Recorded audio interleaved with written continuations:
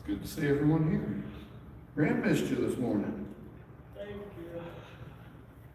That's right.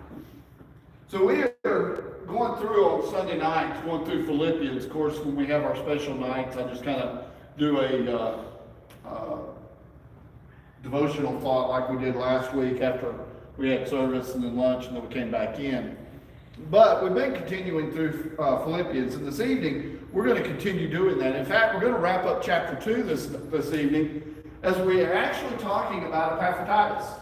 Now, this is an individual that is a minister. He works with Philippi. He has come to be with Paul while Paul is in prison. And there's some issues here that Paul writes to them about this individual. And so it's really neat to be able to tie in these situations. It would be, I had an individual that one of the congregations I was working with was supported by that congregation, and every time he'd come over to the States, he'd always say, "Dennis, I really would love for you to come and join us over there." And I never took opportunity to go over there. I had my reasons for why I really didn't want to, but it wasn't because of being able to have that fellowship with others or to be able to spread the word of God in a world or in an area of the world that I had never actually been in before. It was more of other issues, such as family responsibilities back here in the States, that kind of kept me from going and doing that. No, I don't blame my family for it, because I felt that it was more important for me to be here as a spiritual guide for my family than it was to go over and to do this. But this man is going to go and he's going to be with Paul. And I want to read here this area in verses 25 through 30 of Philippians chapter 2. And I want us to get an idea of who this man or what this man was doing. So we start in verse 25. "Yet I consider it necessary to send to you Epaphroditus, my brother, fellow worker, and fellow soldier, but your messenger, and the one who ministered to my need, since he was longing for you all and was distressed because you had heard he was sick, for indeed he was sick, almost unto death. But God had mercy on him, and not only on him, but on me also, lest I should have sorrow upon sorrow. Therefore I sent him the more eagerly, that when you see him again, you may rejoice, and I may be less sorrowful. Receive him therefore in the Lord with all gladness, and hold such men in esteem, because for the work of Christ he came close to death, not regarding his own life, to supply what was lacking in your service toward me." This man is unique. The more I read about him, the more I read these verses, the more I am amazed at this individual. We don't know a lot about him. This is really about all we know about this man is what we have in these few verses. Here's what we do know about him. He was a fellow worker with Paul. How do we know that? Because Paul says that, which means he was a minister. He was one that worked with the Word of God. He was one that had learned through Paul quite a bit of what he had. He probably was conversing with Paul through letter, trying to understand and know better. Paul probably laid hands on him. We don't know these things, but these are just speculations you and I can have to understand a little bit more of the background behind this particular individual. So what do we know about him? Well, we know verse 25 teaches us that Paul sent Epaphroditus back to Philippi. He's going to send him back to Philippi for a particular reason, but he's going back. He's going to carry some encouragement. He's going to carry some love and some thoughts of Paul back with him as he goes. Now, it's interesting that he uses this word back because that means that he was sent from them to Paul. And so what we have is a man that has come in during Paul's low moment, probably, and he's encouraging Paul. He's coming from a group of people that Paul loved. He's coming from a group of people that Paul truly strives to encourage through this entire writing. He is probably the one that is going to be delivering this letter, in fact. as he comes back, he will probably be carrying this letter with him. And they'll take, and as always that would happen, they'll take and they'll open this letter as the congregation is together, and it will be read in its entirety in one setting. You know, now we take, and like I've been doing, I've been breaking it up a section at a time and kind of going in a little bit deeper to it. But here's the truth. The letters you and I read, 1st and 2nd Corinthians, Romans, the Philippian letter, the Colossian letter, the Ephesian letter, the Galatian letter, all of these letters would have been read in their entirety at one setting. Which is probably interesting when you think about the book of Acts, because Acts is a continuation of the book of Luke, Luke writing to Theophilus, and he writes 2 really long letters. I'm certain there was a point where Theophilus probably had to put them down and read them in sections rather than at one entire setting, because it would be difficult. I've had to read through Acts, not once, not twice, but 3 times in a semester in one setting. And I thought, there is no way that Theophilus read through this letter in one setting. He may have, I may be wrong, but I know I had a hard time with it. And so here Epaphroditus is bringing this letter back to them. In verses 26 to 27, we find that he was sick, and not only was he sick, but he also becomes homesick because he's sick. Paul says he was. He was definitely sick. He was sick to the point of death. I don't know what type of illness this man had, but it was an illness that really bothered Paul. And Paul, at this point, now that he has gotten better, I can, for 100% certainty, say that Paul probably said to him, dude, you're taking this letter and you're going back home. You want to be home? You're kind of lonely, knowing that they know you've been sick. You want to go back and you want to show them that you're okay and everything's good. You're longing to be back with them. And I really need you to come back with them. That's probably what Paul said to an extent. I can guarantee you Paul encouraged Epaphroditus to go back home. Why? Because of the illness that almost took his life. You'll notice as you read in this area, it said that God took care of him. And he got over this illness, which was thankful, because that meant that I would have had sorrow upon sorrow. Basically what he was saying is, if Epaphroditus had died from this illness, having come to encourage Paul, Paul would have been in a bad shape. Because he would have felt, oh, if I hadn't been in prison, if I hadn't needed someone to come to me and encourage me, oh man, he wouldn't have died. You know, that's how we think, isn't it? A couple of weeks ago, I had a situation occur that some of y'all know the whole story, but I was on my way home, and I left where I was a little earlier. I wasn't planning on it, but I did. I left a little earlier, and because I left a little bit earlier, I ended up in an accident. At least that's the way my mind thought for the moment. And I got in and I started talking to my wife about it, and I said, man, if I hadn't left early. And I said, you know what? I can't think like that. Because if I think like that, then I'm going to have more issues. I have to think, this happened. God didn't cause it to happen. My being out or leaving a particular location earlier and traveling home a certain way. I could have went a different way to get home. But no, I took this particular path. But I can't think of it in that fashion. And here's Paul. That's what Paul's thinking. If he had died, it would have been my fault. I would have had the issues, the more issues upon the ones I already have. Oh, I'm glad. That's why he's sending him back.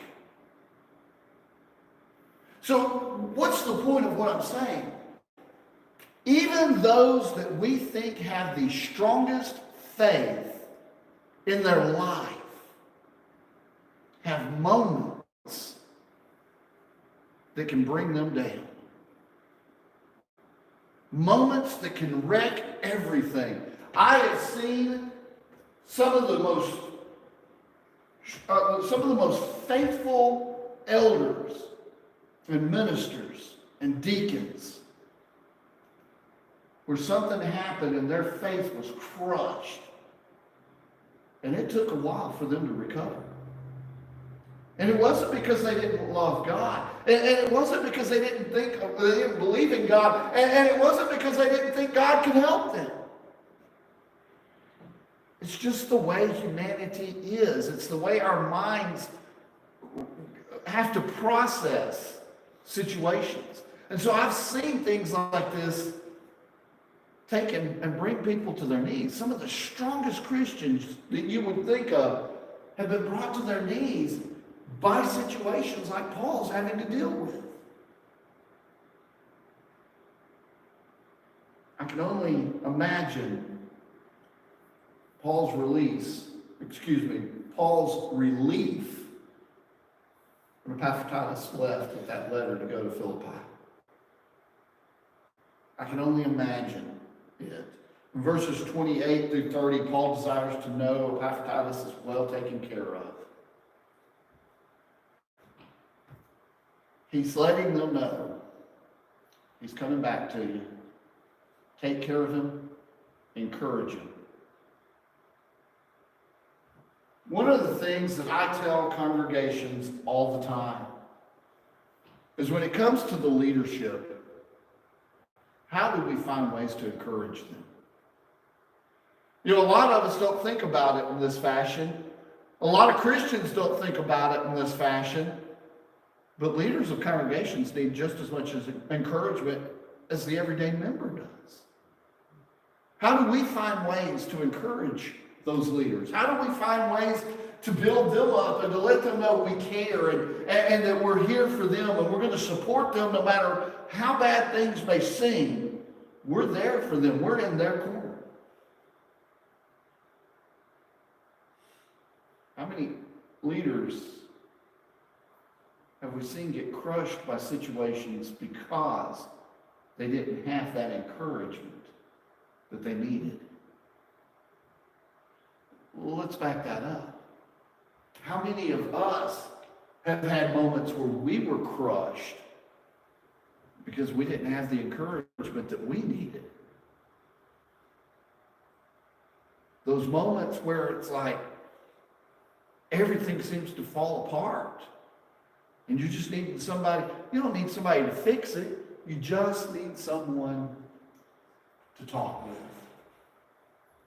Maybe seek advice from.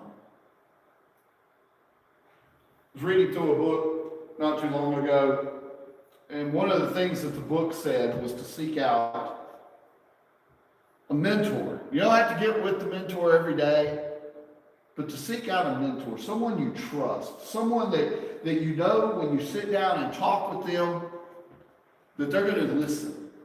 And they're going to give you advice at times. And sometimes you don't want to hear the advice they're going to give you.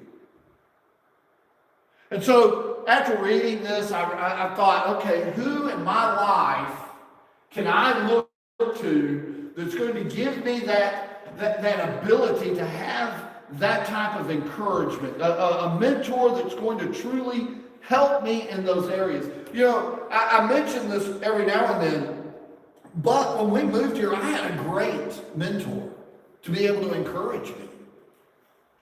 I don't have that mentor anymore. I don't have that man that can encourage me anymore. But that's okay. I just have to find someone else. And so I sat down and I started thinking after I read this about what this said, and I started thinking, I was like, okay, who do I have in my life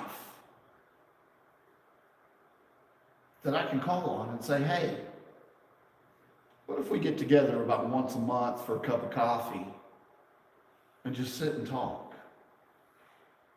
Maybe I can bounce ideas off of you.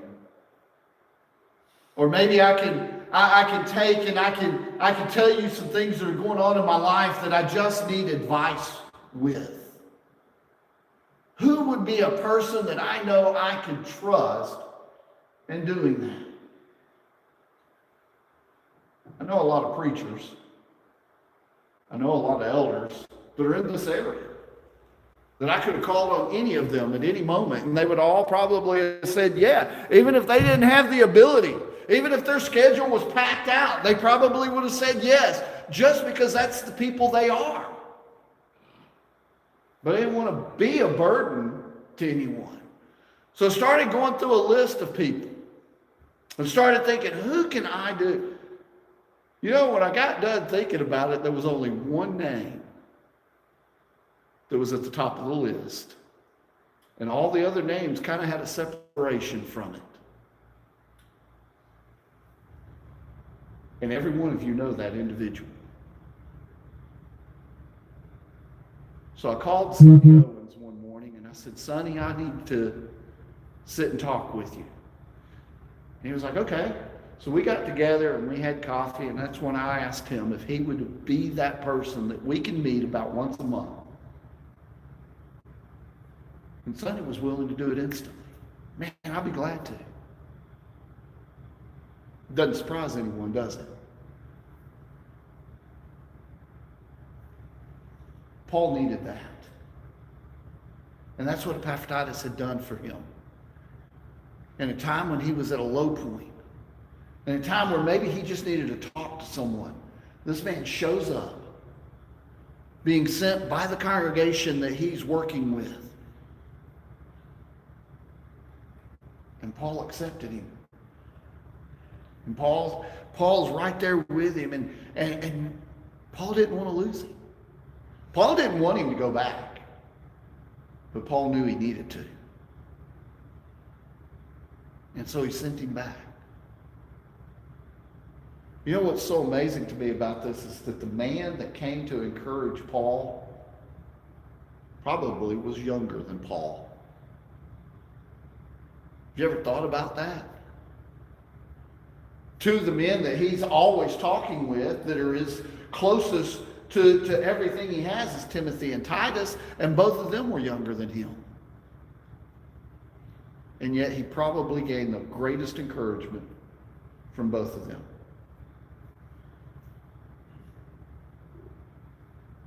Sean, I'm going to embarrass you.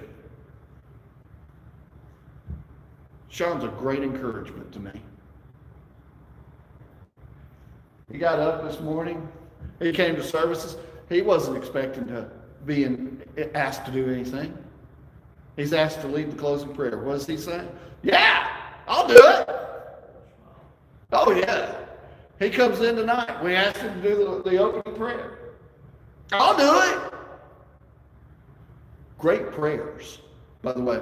Do you know what makes a good prayer? A good prayer is one that comes from the heart. Those were great prayers. You poured your heart out, and I loved it. That encourages me. We don't have to be older than the individual to encourage them.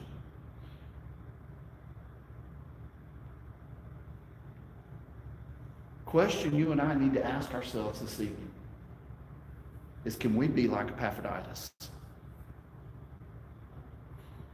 Can we find ways to encourage one another and to show the love of God in anything and everything that comes down the pike to us?